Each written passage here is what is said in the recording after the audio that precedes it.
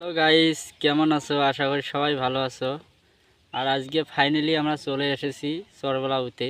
আর এই জায়গায় যে এতটা গরম ভাবতে পারবি না। আমি গরমের ঠেলায় আমি থাকতে পারছি না, একদম দেখতে পারতো একদম পানি পানি হয়ে গেছি। আর সামনে দেখাচ্ছি তোমাদেরকে চরটা, তো চলো দেখো।